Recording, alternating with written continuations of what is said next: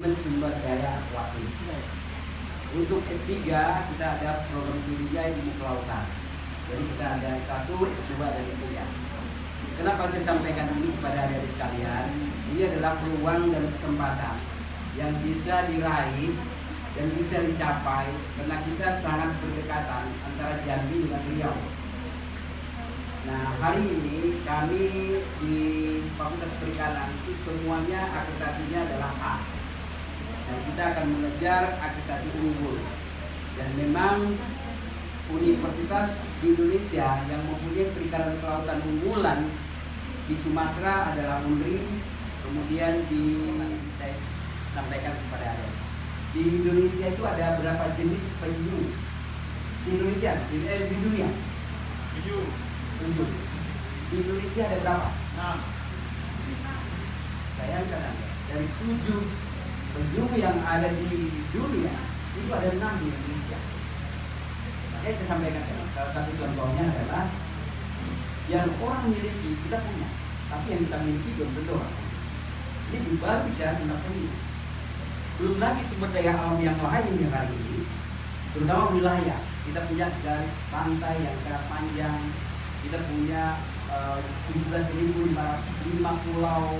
Banyak sedikit saja secara administrasi desa ke desa itu berbeda budaya, berbeda kultur. Nah, apalagi kalau kita bicara secara nasional, ya, luar biasa. Nah, tapi di sisi lain kita lihat masalah. Kita masih dirundung oleh masalah-masalah terjadi. Bahkan yang miskin hari ini adalah di Indonesia, masyarakat miskin adalah masyarakat pesisir. Yang sama, yang sebetulnya pulau itu tidak boleh menangkap di areal yang dilakukan oleh nelayan pelawai. Nah, saya pikir juga mungkin di beberapa tempat ini terjadi. Nah, ini masalah-masalah kita hari ini yang terjadi di kita, yang sebetulnya kalau kita lihat, nah, dalam konteks konservasi hari ini ada 3 aspek yang sangat diperhatikan. Yang pertama adalah perlindungan, pelestarian, dan pemanfaatan. Paradigma lalu sebelum ini dimunculkan, konsep konservasi itu hanya 2 tujuan, perlindungan dan pelestarian. Tidak ada pemanfaatan. Makanya sampai hari ini orang alergi dengan konservasi. Kenapa? Karena kalau konservasi dibuat di satu kawasan, itu kecenderungan orang tidak boleh sama sekali mengganggu kawasan itu atau mengambil hasil dari situ. Nah, ternyata dari perkembangan di alam dengan paradigma lama, perlindungan pelestarian itu di satu kawasan tidak menjamin sumber daya itu berlanjut. Kejadian pertama ini terjadi di Australia.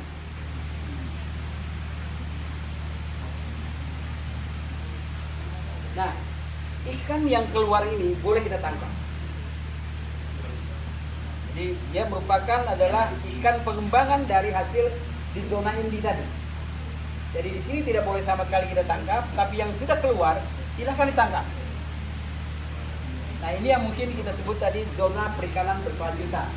Tapi tangkaplah pada ukuran-ukuran yang memang dia sudah layak untuk dikonsumsi. Misalnya ukuran 1 kilo ke atas, misalnya. Tergantung aturan yang dimainkan. Yang jelas ini adalah daerah-daerah di luar setelah zona yang kita float sebagai zona inti yang tidak boleh ditangkap sama sekali. Jadi tetap ini dipertahankan menjadi suaka perikanan tutup permanen. Jadi tidak boleh sama sekali diganggu. Nah, di dalam kawasan konservasi yang luas, kawasan inti ini tidak perlu besar-besar. Paling tinggi adalah 10% saja. Dan ada kawasan tempat dia memijah dan berkembang biak.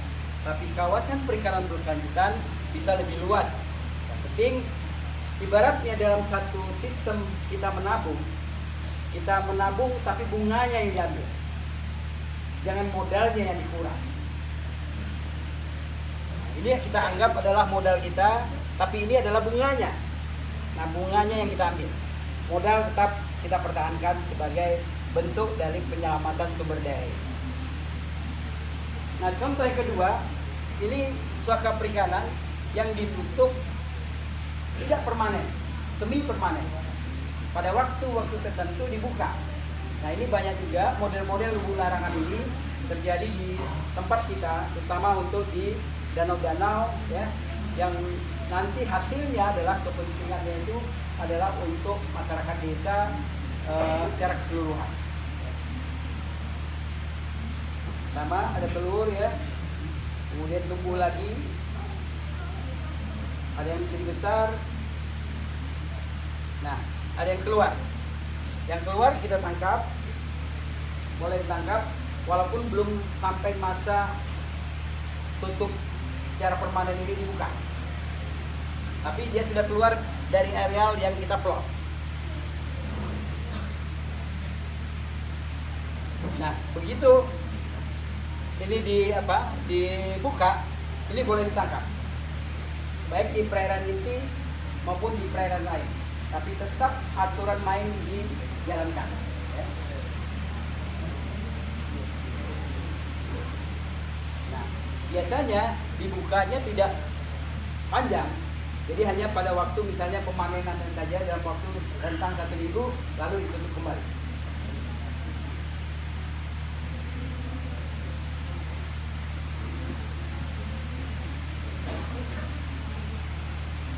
Nah, ini adalah, nah kalau di sini ukuran dan produksi telur, di mana kalau ikannya besar, tentu telurnya akan banyak. Tapi kalau ikannya makin kecil, apalagi belum sampai dia untuk memijah, maka produksi telur tidak ada. Apabila produksi telur tidak ada, berarti kelangsungan hidup berikutnya juga tidak akan ada. Nah, ini bisa dilihat bagaimana satu kawasan yang tadinya diberi zonasi akibat adanya penangkapan yang sudah berlebihan. Ini kawasan yang biasa, tidak ada bebas ditangkap di mana saja. Tapi begitu diberi kawasan zona, ada perairan yang tidak boleh ditangkap, tapi ada boleh ditangkap, maka pada tahun-tahun berikutnya ikan-ikan akan berkembang. Terutama zona inti yang di tengah ini adalah zona untuk dia berkembang biak. Jadi kalau dia berkembang biak di satu tempat ini, setelah memijah dia bisa keluar. Begitu dia keluar ke areal zona inti, silahkan ditangkap. Tentu tangkapnya adalah dengan cara-cara yang benar. Misalnya ukuran yang mau ditangkap adalah dengan mata pancing atau jaring yang size-nya lebih besar. Maka anak-anaknya tidak tertangkap, tetap dia tumbuh dan besar dengan cara-cara yang dibenarkan di dalam perikanan. Nah, sehingga pada tahun berikutnya berkembanglah ikan yang ada di sini, lalu juga ada berkembang di daerah luar dari kawasan zona inti tadi. Nah, ini saya ingin contohkan kepada kita semua. Ini adalah satu kawasan sungai yang mau kita konservasi karena ada satu jenis ikan yang perlu kita lindungi. Nah, kita akan plot satu kawasan ini menjadi kawasan yang tertutup dulu. Nah, di Riau ada namanya lubuk larangan. Mungkin di sini Singapura juga ada, ya. Jadi tidak boleh menangkap pada waktu ikan-ikan lokal kita yang ada hari ini yang juga terancam punah. Jadi dan kurang mohon maaf. Wabillahi taufiq wal hidayah. Wassalamualaikum warahmatullahi wabarakatuh. Waalaikumsalam warahmatullahi wabarakatuh.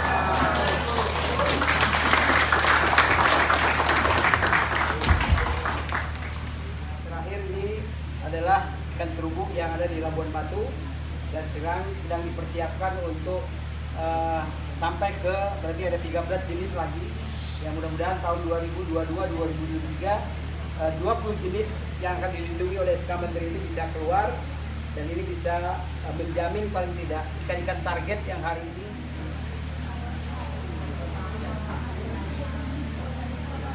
ya, baik adik-adik mahasiswa sekalian, Bapak Ibu dosen, alhamdulillah kami bersama-sama kita telah mendengarkan ya dan memperhatikan dengan serius ya tentang materi yang disampaikan oleh Bapak Dr. Insinyur Haji Dede SC terkait tentang konservasi. Banyak sekali yang saya catat ya. Semuanya saya rasa sangat penting ya untuk kita pahami bahwa betapa banyaknya sumber daya perikanan yang Indonesia miliki juga yang dapat dikonservasi ya, juga dimanfaatkan oleh kita dengan sebaik mungkin. Nah, sekilas saya akan bacakan dulu ya. Resume pemaparan dari Bapak Presiden tadi. Jadi nanti kita juga akan membuka sesi tanya jawab ya. Silakan mahasiswa dipersiapkan pertanyaan terbaiknya yang dapat ya ditanyakan kepada Bapak Denny langsung. Jika jawaban kurang puas bisa di luar apa ya? Nah, bisa di luar ya. Tidak terbatas dalam kelas ini saja ya. Nah, sebelum itu saya coba share dulu ya semua tadi ya. Jadi Indonesia memiliki sumber daya alam yang sangat luar biasa, sangat kaya ya, serta potensi wilayah yang kita miliki ya. Dari hal tersebut memang terdapat hal-hal yang harus dijaga baik dari segi ekologi maupun secara ekonomi. Jadi konservasi ini merupakan solusi ya, solusi dari dua terkait ekologi dan ekonomi. Bagaimana kita memanfaatkan sumber daya alam dengan sebaik mungkin serta menghasilkan keuntungan ekonomi yang bagus, namun tetap dengan menjaga kelestarian sumber daya tersebut. Konservasi tersebut atau upaya pengendalian tersebut dapat dituangkan berupa kebijakan ya. Dan jadi hasilnya itu dari 20 spesies kita alhamdulillah sudah 7 spesies yang sudah dibuat kebijakan peraturan perundang-undangan untuk dilindungi ya, diatur pengelolaannya agar tetap lestari. Mudah-mudahan 13 spesies dan juga kita dapat dibuatkan pemerintah untuk regulasi untuk mengatur bagaimana tata pengelolaan manfaatkan sumber daya tersebut. Nah, jadi kegiatan ini itu juga untuk sustainable fisheries yaitu perikanan berkelanjutan, di mana perikanan ini akan dapat memberikan manfaat yang luas-luasnya kepada masyarakat ya, dan Indonesia juga dapat secara lestari sumber daya alamnya. Nah, baik, demikian sumber yang ingin ditanyakan, saya beri kesempatan itu maka mengampu dan mengampurkan hasil konservasi ya. Jadi Pak, apakah kegiatan tersebut sudah dinamakan kegiatan konservasi atau belum? Sepertinya betul ya. Oke, kita mungkin waktu yang tepat silakan kepada petani. Baik, terima kasih.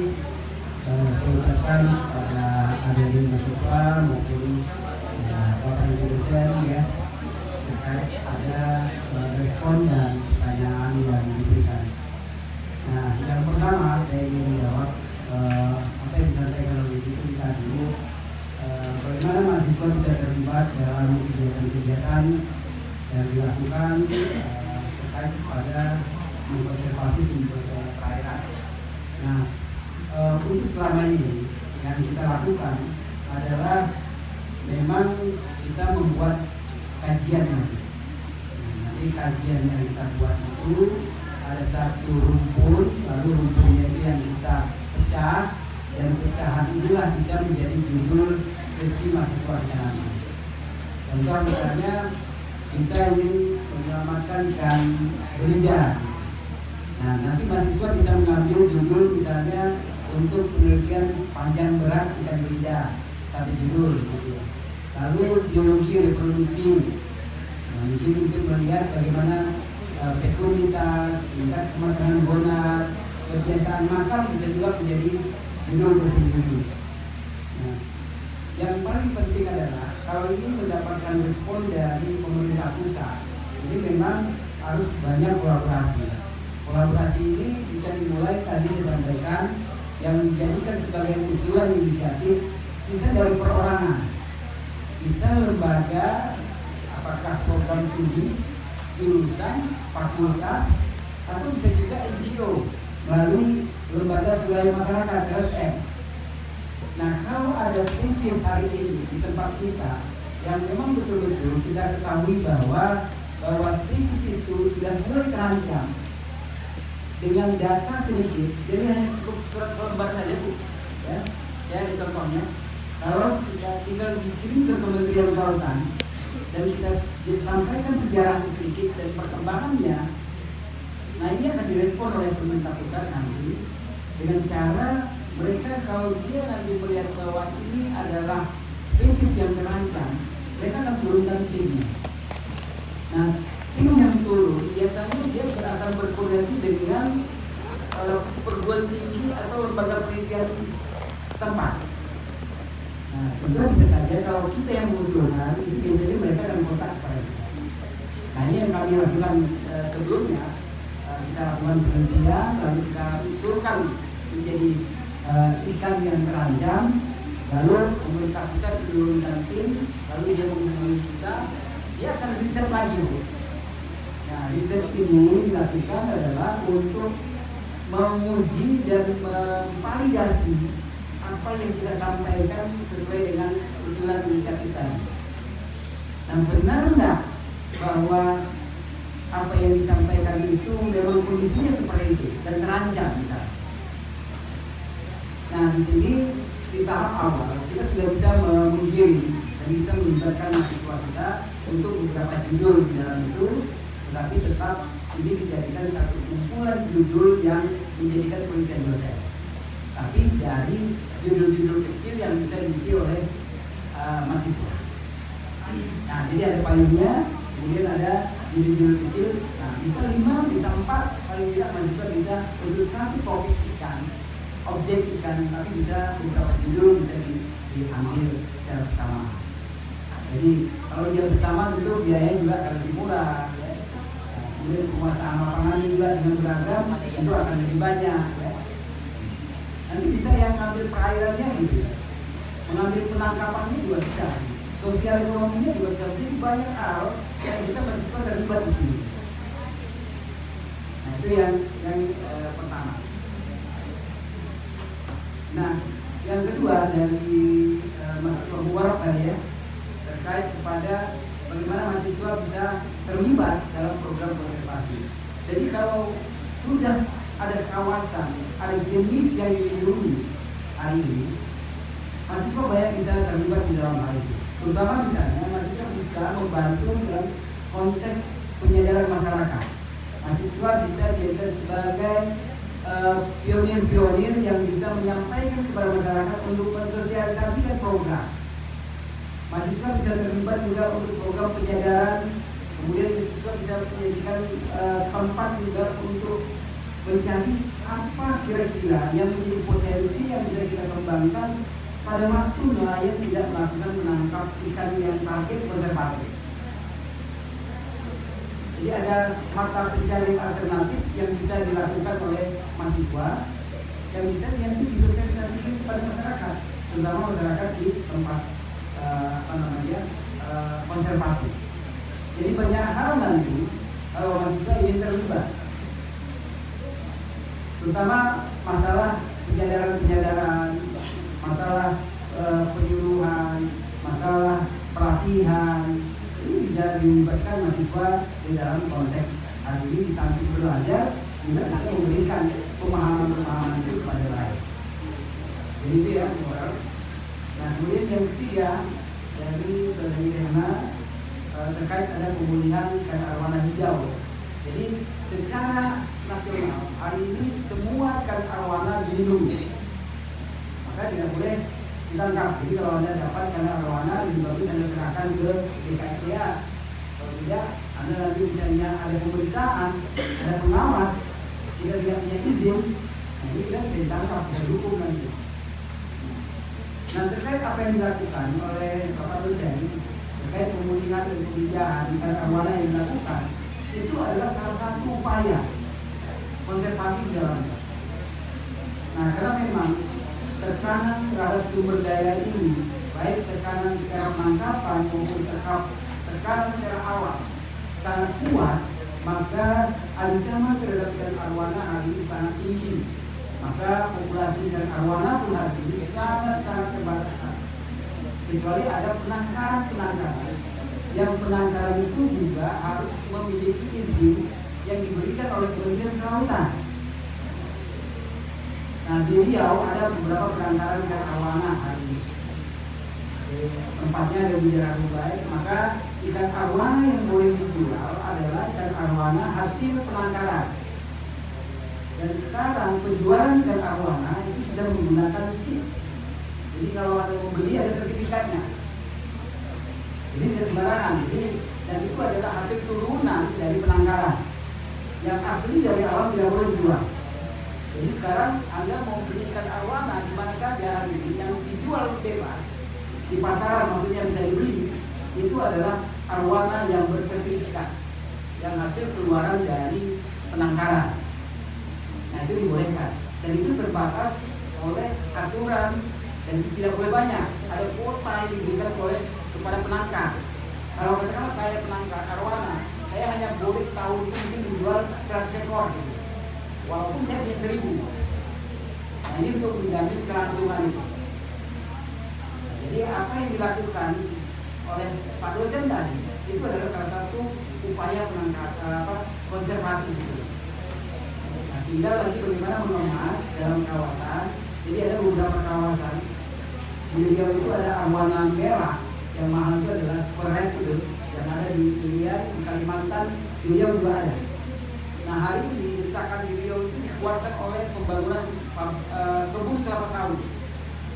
Jadi lahan-lahan yang tadinya di Kabupaten Rokan dulu itu ada namanya rawa 1000 penghasil ikan arwana merah, hari ini tertekan akibat pembangunan perkebunan kelapa sawit. Maka populasi ikan arwana semakin menurun. Nah hanya bisa dibantu, kebetulan ada beberapa penangkaran, ada 2. Dulu kalau pernah dengar Pak Susno Duaji, nah, beliau adalah salah satu pemilik dulunya penangkaran yang ada di Riau. Sekarang saya nggak tahu prosesnya karena beliau sudah pindah ke Palembang gitu. Tapi itu salah satu upaya. Hari ini ada penangkaran di Gua Arwana. Karena hari ini untuk menginjakkan arwana itu relatif lebih mudah secara alami ya dibanding dengan ikan-ikan yang tadi disampaikan seperti ikan terumbu ya. Cepat sekali mati, tapi kalau arwana dia bisa menginjak sendiri. Yang penting kondisi alam perairannya mendukung. Jadi mungkin itu ya sementara terkait kepada pertanyaan yang bisa saya berikan hari ini. Terima kasih. Kalau masih ada silakan. Ya, bagaimana?